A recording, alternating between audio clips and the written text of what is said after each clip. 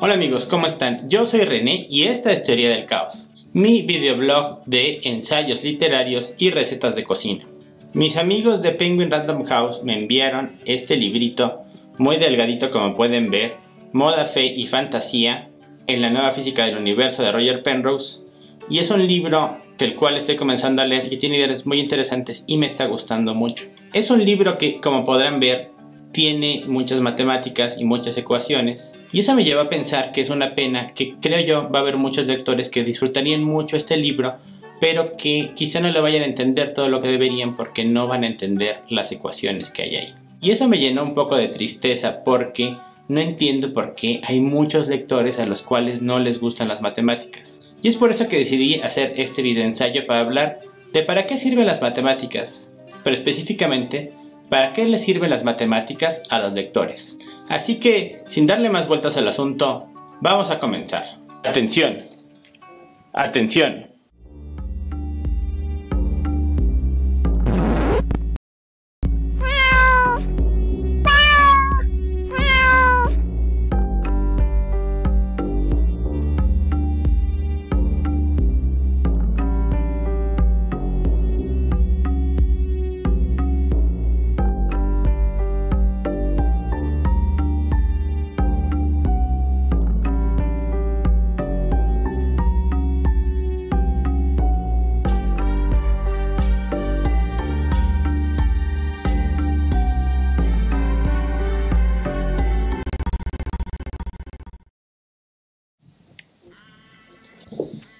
¿Qué le pasó a la entrada de Teoría del Caos? ¿Alguien vio dónde la metí?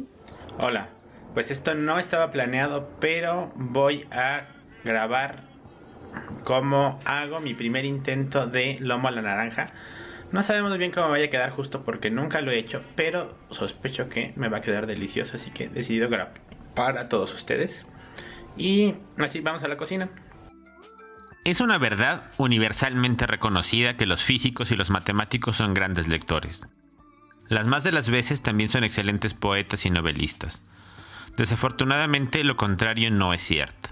A muchos lectores no les gustan las matemáticas o les dan miedo o al menos expresan de ellas con desdén.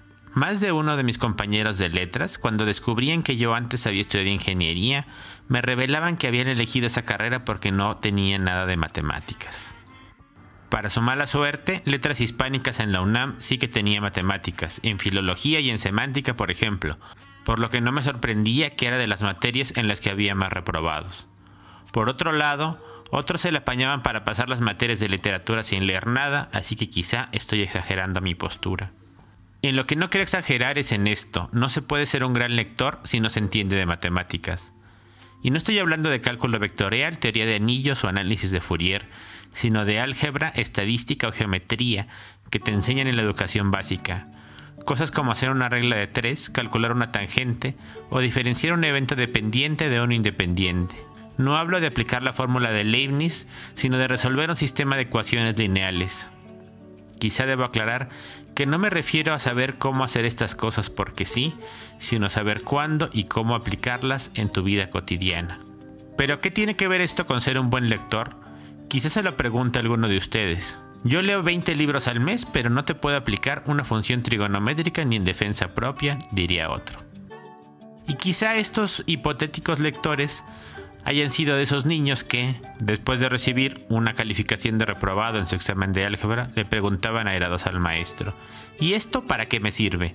Y el maestro, ya sea porque solo quiere irse a casa y tomarse un sotol, o porque te odia en secreto, o porque sinceramente es un ignorante, nunca sabe qué contestar.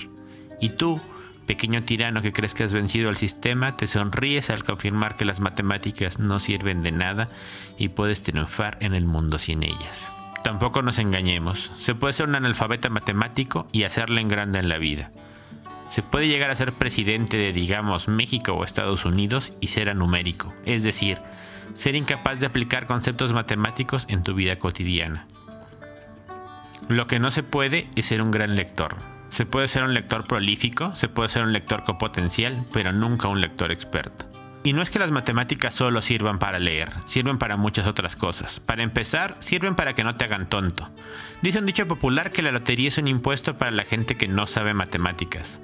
Esto es muy cierto y también es muy triste. Yo agregaría que las encuestas de opinión son una estafa para la gente que no sabe de estadística. Una estafa particularmente popular en época electoral. La ignorancia matemática es una forma de opresión, de la misma forma que el analfabetismo es una forma de opresión. No saber matemáticas, al igual que no saber leer, es una forma de mantenerte en la pobreza.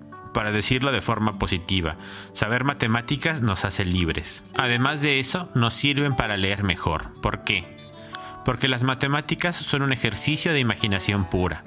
Su campo de estudio son entes abstractos y sus relaciones. De forma más específica, la matemática son una serie de lenguajes que nos permiten estudiar estos entes, así como plantear y resolver problemas. ¿Te suena esto familiar? Si es así, es porque entre la lectura y las matemáticas no hay mucha diferencia, si es que existe alguna. Cuando yo estudiaba en la primaria y tomaba mis clases de matemáticas, recuerdo que odiaba como pocas cosas en la vida la forma en la que te enseñaban a resolver los problemas, que era que tienes que tener datos, fórmula, procedimiento, resultado y comprobación. En verdad, cómo odiaba todo eso. Y lo odiaba tanto porque yo decía, pero ¿por qué tengo que hacer todos estos pasos si ya nada más con leer el problema sé cuál va a ser el resultado? Luego me di cuenta de por qué tenía que haber aprendido a hacerlo así, pero lo aprendí ya muy tarde cuando estaba en la universidad y me di cuenta de que ya no era tan sencillo simplemente leer el problema para saber cuál iba a ser el resultado.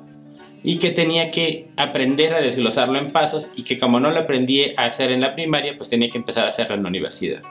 En realidad, nosotros cuando estemos leyendo un libro, hacemos exactamente la misma operación, solo que normalmente la hacemos aquí en la cabeza, a menos de que estemos tomando notas. Entre cada oración del libro, entre cada párrafo, entre cada capítulo, hay una serie de suposiciones que tenemos que ir resolviendo en nuestra cabeza y que necesitan de unos datos, una operación, un desarrollo, unos resultados y que vamos a ir comprobando conforme vaya avanzando la lectura.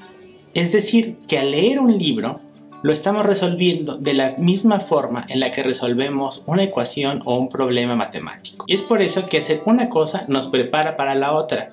Y de la misma forma que con la experiencia podemos ir aprendiendo a resolver ecuaciones y problemas matemáticos cada vez más difíciles sin tener que anotar todos los pasos, de la misma forma, eso nos va a ayudar también a poder leer libros cada vez más complejos y encontrarle más significado y por tanto disfrutarlos más.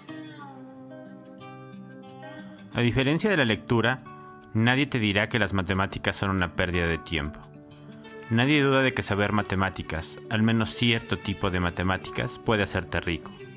El problema con las matemáticas es que vivimos con la idea de que son muy difíciles. Y no voy a mentirte, lo son. Pero también te voy a decir otra cosa. Eres perfectamente capaz de hacer cosas difíciles. Hacer cosas difíciles es básicamente la definición del ser humano. Quisiera hablarte de las maravillas que se pueden hacer con números, con ecuaciones, con figuras. Si te gana la tentación, encontrarás muchos libros que hablan de ello. Sin embargo, al igual que con la lectura, no hay un sustituto real a experimentarlo por ti mismo.